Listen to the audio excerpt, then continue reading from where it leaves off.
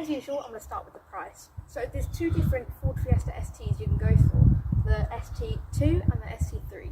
This one here is the ST3 and it starts from around £26,000 and it gets a 12.3-inch digital instrument display, nice 18-inch alloy wheels and a bunch of interior tech across the cabin.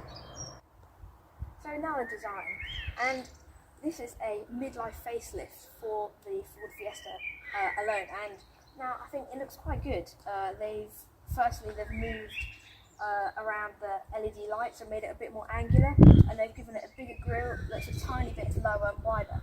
Also, they've moved the Ford logo from the bonnet onto the grille, and I think it looks nice on this ST version, but on some of the lower down ones, the grille pattern is different, and I'm not sure the Ford logo on the grille works as well as it did when it was on the bonnet. But anyway, and then there's a nice Ford Performance lower bumper with some intakes which are quite horrendously fake, and there's some vents under there to cool the radiator. It looks quite nice here. Let's see what you think about the side. From the side of the car, the Ford Fiesta ST looks really nice. Like, you've got a sloping roof line, but that's with the standard car. You get some really nice ST Performance 18-inch alloy wheels, and they've got a smoked black look, and then you get the red brake calipers. The ST2 gets 17-inch wheels, but they still look really nice as well. And this colour, the black, it looks awesome. You can't see as many of the vents and black contrast parts, but I think it just looks really nice and smooth. And then you've got body coloured mirrors, and then a nice side skirt along the bottom. As part of the midlife facelift Ford's given to the Fiesta, you get some new taillights. They're about the same shape, but they've got a new design and they're a tiny bit darker. Then you've got the same badge and number plate here, which has always looked really nice. And then the ST gets a nice bumper with a fakeish sort of diffuser. You get some really nice real exhaust pipes, and they're really nice and wide, which is really good. And you've got some, I'm not really sure what they're meant to be. I think they're lights meant to be vents. I'm not really sure. You've got a really nice rear spoiler, which makes the car look really aggressive. I really like it. What do you think? So now I'm sitting inside the Ford Fiesta ST, and it's really nice. You've got a really nice steering wheel with some red ST stitching, the same stitching on the gear stick as well. You've got a really nice manual handbrake. The red stitching's also on these Ford Performance seats, which are really nice. They have a nice effect on them, nice materials, and they grip you when you're going around corners at a high speed. The material quality is average for a Super Mini. It's quite scratchy around the top bits, but you get some nice leather on the armrest, which is good. And the screen is the same size as it was on the previous model, but the infotainment system is quite good. Oh, that sounds nice. So when it turns on, if it will, you get a nice ST logo on it. You've got I think it's 8-inch on the screen. It's quite nice, it's quite responsive. If it ever loads. Here we go. So it's Ford's standard system. It's becoming a bit basic, but it's nice and bright. It takes a tiny bit to load, but it's really nice, easy to use while you're driving. And what's good is if you've got manual climate control, so that makes it easier while you're driving as well. You now get a 12.5-inch digital cluster with some new dials, which looks quite nice. But you don't get it as standard. You only get it on the top range models. It's quite nice in here. You've got a lot of storage, so there's a tiny bit down here, but it's quite deep. You've got 2 cup holders. One's deeper than the other if you want to put coffee cups as well. You've got a little bit here for storing your keys, and you can also put your phone here, and it will wirelessly charge. There's a 12-volt socket here.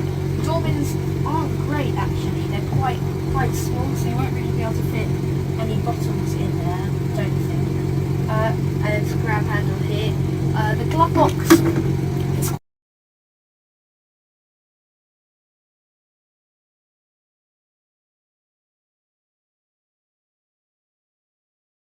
now I'm sitting in the back of the car, and as you can see, the leg room is quite restricted. I mean, I'm quite small, so I'm not sure how adults are going to do in the back. Obviously the seats are quite far back, so if you move them forward it might be better, but I'm not sure. There's quite a lot of seat here, which is nice, so it doesn't feel like you're squatting on longer journeys. It's quite comfortable. The material quality isn't great, but that's what you expect really. There's one There's a bit of door bin space for one bottle, which is good. The Isofix anchor points are tucked under the seat, which is nice, so you can easily get to them. The seats are really nice at the back as well. They've still got the same sort of nappa leather on the back. There's some seat pockets, a bit of storage, but there's no 12-volt socket or anything like that, so there's nothing, not really much. The headroom is really good for me. I'm not sure obviously how adults are going to do. There's a sunroof as well, which is quite nice, and obviously you can move the blind about. If you don't get the sunroof, I'm not sure if there's going to be more headroom, but quite a lot of space on headroom, but not too much in legroom in the back of this Ford Fiesta ST. Okay, so the engines on this car. Now this is what people really want to know about. So the ST2 and ST3 still get the same 1.5 litre 6-speed manual petrol engine with 200 horsepower, and that will do 0 to 60 in around 6.5 seconds. I'm sure you all wanted to find out what this Ford Fiesta ST sounded like, so let's hear it, shall we? Oh, that sounds quite nice, doesn't it? Let's give it a bit of a rev. Oh, that sounded good, didn't it? So lastly, let's take a look at the boot of this Ford Fiesta ST. Now, on the key, there's an option to open the boot yourself, and I tried it out. All it seems to do is release the lever that locks it in, so then you have to do it yourself, which isn't really the point of manual automatic tailgate. The whole point is I want to be lazy, let it open it for itself. So I'm not really sure. If I'm doing it wrong, let me know. But you've got 292 litres of boot space. There's quite a big load lip, which makes it a bit harder to take items in and out. And obviously, because it's a Super Mini, there's not much space, so they couldn't really fit in any buttons to fold down the rear seats, so you'll just have to go in the back and do them manually. They're a bit hard to do, hang on. There we go. So as you can see, there's a massive hump in the floor, so that means you can't really slide items to the front of the car with ease, but there is a false floor which fits a spare wheel. That's surprising, you don't really see many of them nowadays. And yeah, there's not really many accessories to spoil with. There's a weird space here, which I'm not sure what you can put in. There's a hook and a light, but that's about it. So an average amount of space in the back of this Ford Fiesta ST. Ford Fiesta ST is one of the greatest top hatches that won't break your bank. I mean, it's stylish, it's fast, it's quite generously equipped, and it's not too practical.